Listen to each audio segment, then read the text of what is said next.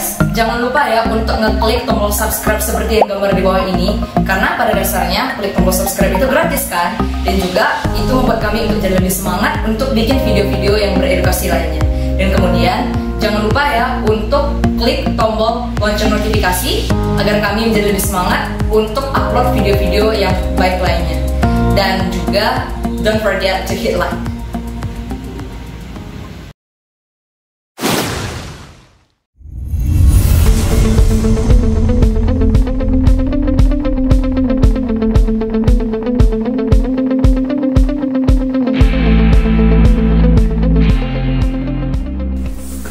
Halo sahabat Dunsaka, kembali bersama saya Sahari dalam channel Dunsaka, Dunia Sahabat Sawit dan Karet. Sekitar 2 hari yang lalu, itu ada seorang sahabat Dunsaka atau sahabat subscriber untuk channel Dunia Sahabat Sawit dan Karet atau Dunsaka. Beliau menuliskan begini: mohon Pak buat vlog kenapa harga karet turun. Jadi Pak Taufik ini minta saya buat satu vlog kenapa harga karet itu turun. Dan kabarnya di Tabalong pabrik hanya sampai hari Minggu dan bakal tutup sementara. Apakah karet bakal kembali pulih lagi? Mohon buat vlog tersebut karena ini kabar yang ditunggu-tunggu oleh sahabat karet khususnya di Kalimantan ya, khususnya di Kalimantan. Jadi ini pertanyaannya, memang kita lihat ya, karet ketika saya cek tadi pagi itu harga karet dunia di Saikom yang saya cek itu adalah 129 sen atau 1,29 US dollar. Malam ini akan kita cek ya. Malam ini kalau kita buka di SGX ya, Singapore Exchange, kita buka Google Chrome, terus SGX. Nah, SGX di sini. Setelah SGX kita pilih, ada di sini adalah Singapore Exchange, kita cari ya. Setelah itu kita scroll ke bawah. Ini adalah komoditas atau komoditis ya, kita tekan komoditas atau komoditis itu ya di bawah ya. Nah, terus kita scroll ke bawah lagi, nanti ada ketemu TR ya, TSR 20. Di sini tercantum di Saikom itu 130,4 sen, berarti sekitar 1,30 US dollar. Kemudian kita cek kembali berapa US dollar hari ini, kurs ya, kurs USD hari ini adalah 14.828. Kita anggap saja 14.800. Berarti kita sudah dapat ya kursnya dan sudah dapat harga karet dari Saikom. Kemudian kita kalikan ya.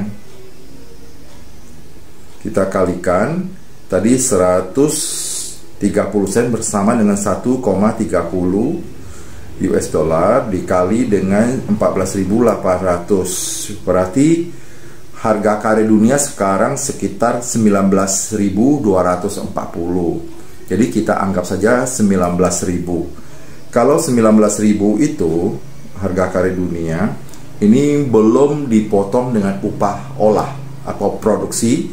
Katakanlah 3.000, kita potong 3.000, berarti notaring atau harga dasarnya adalah 16.000, dan ini sangat rendah sekali ya.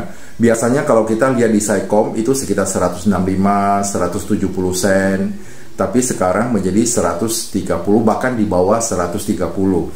Nah, kalau kita anggap saja karet dari para petani itu 50%, berarti baru 1 kilo itu baru 8.000. Berarti itu rendah. Ini baru tingkat penjualan di pabrik, belum di tingkat petani. Kalau saya tidak salah, kalau tingkat petani ya paling sekitar 4.000, 3 sampai 4.000, atau paling tinggi mungkin 5.000. Karena kalau para toke karet itu tidak mendapat keuntungan lebih, mungkin dia tidak akan sanggup untuk sewa mobil, biaya makan, biaya BBM dan sebagainya. Pasti harus mendapat keuntungan lebih dari itu. Jadi sekitar saya prediksi mungkin di lapangan sekitar 4.000 sampai 5.000 per kilo itu di tingkat petani. Jadi ini harganya betul-betul sangat murah sekali, sehingga para petani juga berteriak, kenapa ya harga karet ini terus turun. Memang dari 2011 sudah satu dasawarsa lebih itu harga karet turun terus. Walaupun turunnya itu kadang ada naik, tapi nanti turun lagi. Jadi tidak stabil gitu ya. Nah, kenapa karet ini anjlok? Ada juga yang WA ke saya, Pak, kenapa karet itu anjlok? Dengarnya di China lockdown.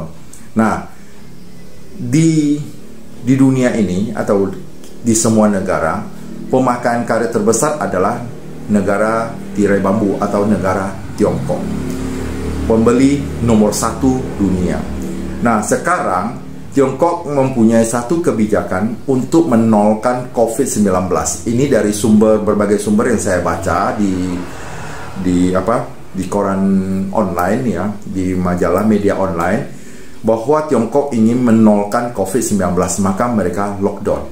Dengan lockdown itu pasti mempengaruhi perdagangan di negaranya. Otomatis dengan adanya lockdown dari negara tersebut, barang-barang dari luar pasti tidak bisa masuk. Namanya lockdown, berarti Tiongkok untuk sementara menutup diri, sehingga barang-barang dari luar itu tentu tidak bisa masuk. Kalau bisa masuk pun itu harus menunggu. Berarti dengan demikian tingkat pembelian terhadap barang dari luar itu pasti menurun. Itulah sebabnya negara yang nomor 1 dunia mengurangi pembelian karet, otomatis harga itu pasti anjlok, turun. Itu yang pertama. Yang kedua adalah itu terjadi perang antara Rusia dan Ukraina. Seperti kita ketahui bahwa di Eropa itu juga sangat tergantung sama Rusia terhadap gas alamnya. Dan sekarang Eropa tidak mendukung Rusia. Kalau suatu saat Rusia itu menutup kran gas alamnya itu, maka di Eropa akan gelap gulita. Artinya akan kekurangan bahan bakar. Dan sekarang di Eropa juga terjadi resesi dan juga terjadi krisis pangan. Makanya kemampuan beli masyarakat itu menurun. Secara otomatis Eropa juga menurun permintaan karetnya ke kita. Itu yang kedua. Yang ketiga, saya juga dengar, sebelumnya saya sudah dengar juga bahwa banyak negara-negara yang mempunyai pabrik ban besar itu tidak membeli karet di Indonesia. Kenapa? Pasti kita kaget. Kenapa? Karena karet kita relatif mahal. Kenapa relatif mahal? Karena terjadi persaingan yang cukup ketat. Kita lihat saja, kita di negara kita itu harga itu dari tingkat petani, satu yang datang harganya mungkin 100 rupiah kita katakan. Datang satu lagi menawarkan 120, satu lagi menjadi 150 dan sebagainya. Akhirnya terjadi perang harga. Karena perang harga itu, otomatis harga itu semakin lama semakin tinggi. Nah, harga karet di Indonesia itu sekarang lebih tinggi dari Thailand. Kualitas karet Thailand itu jauh lebih bagus dari Indonesia. Makanya para pabrik ban yang besar ini mereka justru beli ke negara Thailand. Dan maka itu karet kita juga anjlok. Artinya persaingan dagang untuk karet antara Indonesia dengan Thailand, kita kalah saing dengan harga dan juga kualitasnya, termasuk kuantitasnya. Karena Thailand, kita ketahui bahwa Thailand itu adalah produsen karet nomor 1 dunia sekarang. Nomor 2 Indonesia, baru dilanjuti oleh Vietnam dan Malaysia.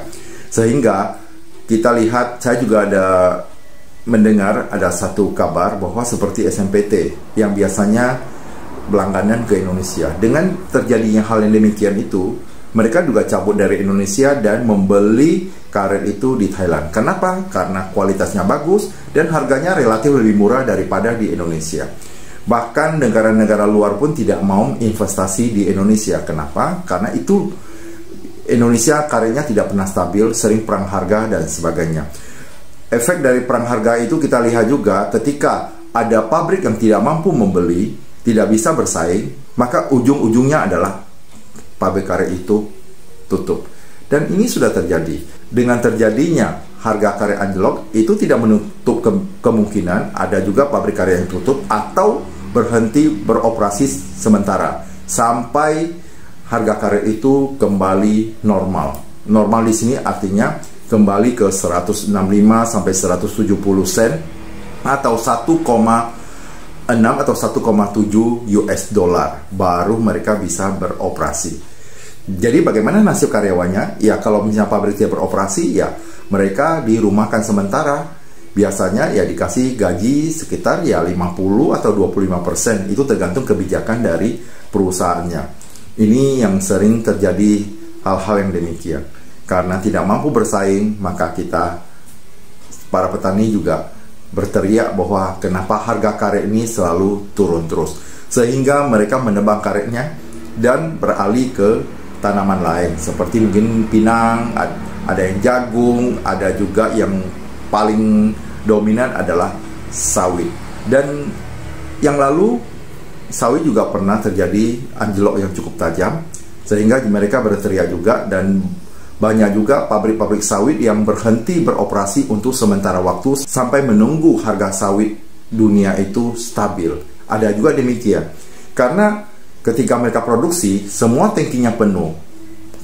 CPO-nya mungkin tidak ada tempat lagi, ya jalan satu-satunya ya berhenti sementara dulu sampai harga stabil, semua CPO-nya terjual, baru mereka mulai produksi lagi. Inilah sebabnya kenapa harga karet itu anjlok. Mungkin Bapak yang menanyakan ini sudah paham ya.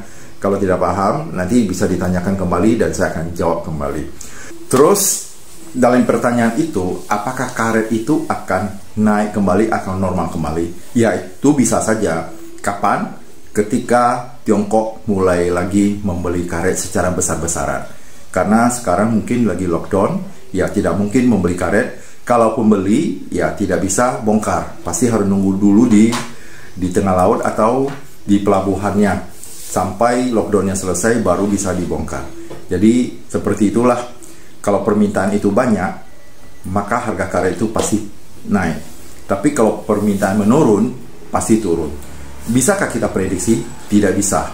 Karena pembelian dari suatu negara itu tidak bisa kita prediksi. Sekarang dengan lockdown berarti perekonomian dari Tiongkok itu melemah.